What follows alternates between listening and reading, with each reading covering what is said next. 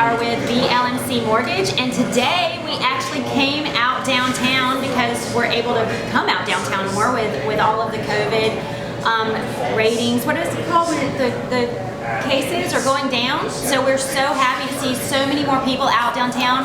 So what's better than coffee and ice cream? I know, right? No doubt. We get ice cream? No ice cream. We're just having coffee. So another thing that's amazing is we have two students with us today that are hanging out with us this week and shadowing us as kind of like an internship for mortgage lending.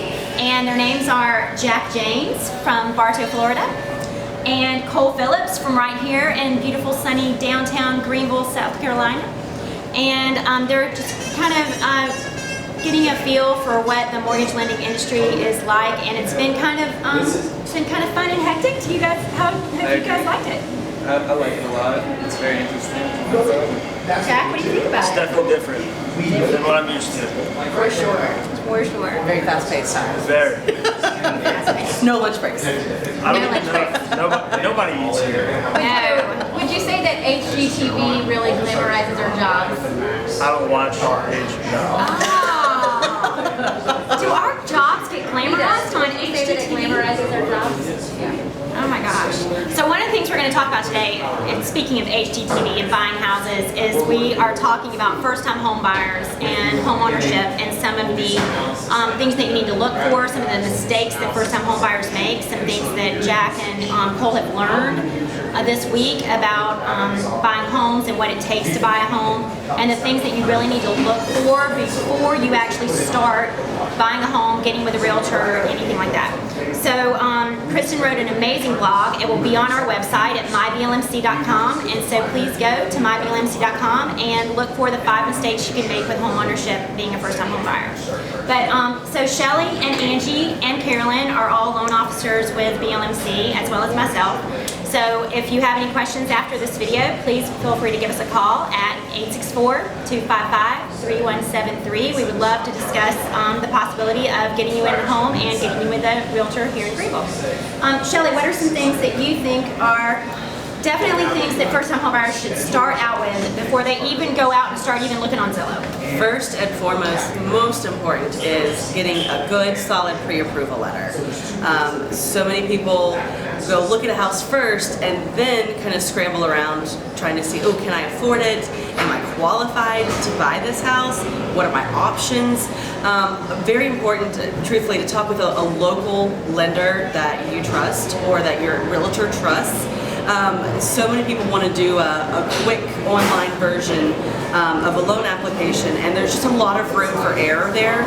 So it would be, I can't imagine how sad I would be to put an offer in on a house thinking I could get it, and only to find out that I had put misinformation in as a consumer, and now I can't buy the house that I was Get your going heart to set buy. on something. Yeah, so it really is important to get that pre-approval, and to also know, okay, I know I can afford $1,200 a month comfortably. I know I can only afford $900 a month comfortably, and find out what price of house gets me that payment, so that you are looking at the right house. Absolutely. And right now, $1,200 gets you a lot more house than it got you 2 years ago. Because the rates are so amazing. Yeah.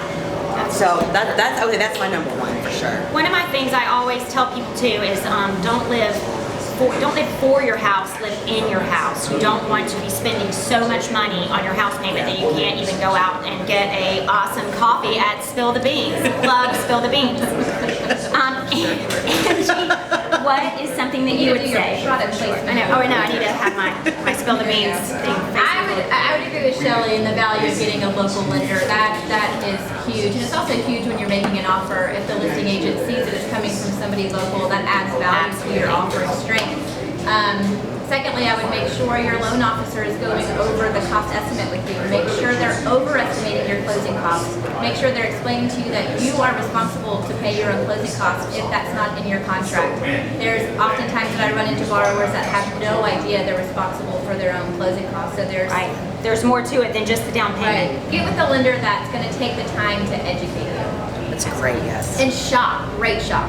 Absolutely. I think one of the things too that we were just discussing this morning is that when you put your app in on an online application, all the drop downs aren't necessarily there because they're trying to make it as user friendly as possible for you to be able to afford to get through the process and see what you can afford.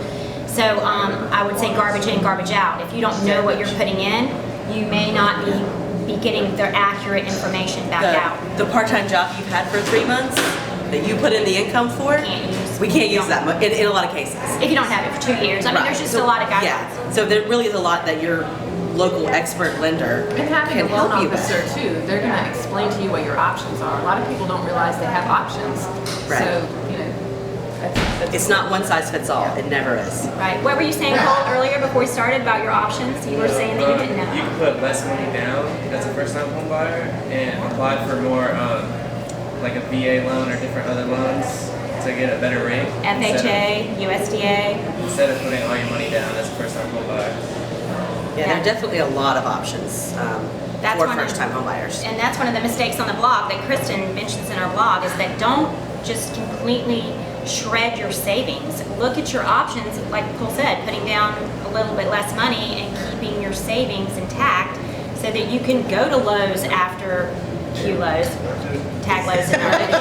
Yeah, you can go to Lowe's, Home Depot, and places like that and buy flowers and fix up your home and improve the asset that you just put your investment into. Because the rates are so low, you're better off if you've got a lot of money in savings, investing that money in a lot of cases. So there's no reason to put it all down unless you really want to do that. Right, and Jack is actually completely on his own right now. He's actually paying all his own bills. And Jack, what were you telling us earlier about making sure you have a good budget? Yeah, budgeting is definitely important, especially while you're young, if you want to keep your credit up, because that's probably the biggest thing I've learned so far about Credit being able to scores. buy a home. Yeah, credit scores. The power of your credit score.